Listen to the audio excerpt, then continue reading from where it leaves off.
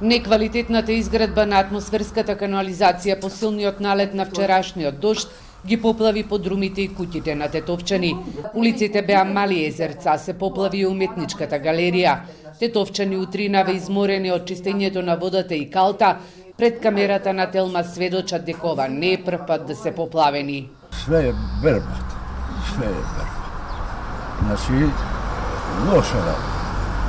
Треба да се направи канализација. Патот овде се полни со вода, канализацијата почна да наместо да иде каде што треба, канализацијата идеше горе. И куќите одма се полнија овде од комшиите. Тетовскиот градоначалник Касами најави дека штетите допрва ќе се проценуваат, а ќе се бара и помош од владата. На другиот крај од земјата во малата рурална општина Лозово, Олга Сребренковска од селото Дорфулија од вчера живее под ведро небо. Силниот град и направи дупки во кровот, а водата и го поплави домот. Се. Јас со 10.000 пензија не можам да живеам, покриваш.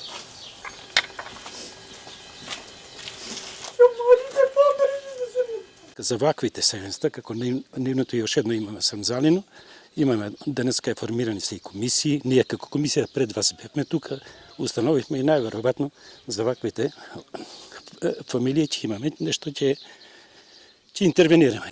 90% од жителите на Лозово живеат од земјоделство, лозарство и овоштарство, каде што има големи штети на насадите. Сметаат дека оваа година ќе биде тешка. Оваа година може да се забележи и дека беше во добра кондиција и лозарството и овоштарството, така да таман да се вратиме од она што беше 2018, повторно не се снајде оваа, не знам од Бога. Мислам дека некои делови се 70% оштетени. Некои делови се со 30, некои 40, значи не можеме да кажеме каде колку е штета направена. На вонредна седница на Советот на општина Лозово формирани се и комисии за проценка на штетите, кои од денеска излегуваат на терен. Бараат им вонредна седница на владата. Ние ќе можеме да ги елаборираме проблемите, односно настанатите штети, да побараме од државата да ги обештети земјоделците, бидејќи ако не се случи тоа, реално ќе бидат доведени во нарапна екзистенција.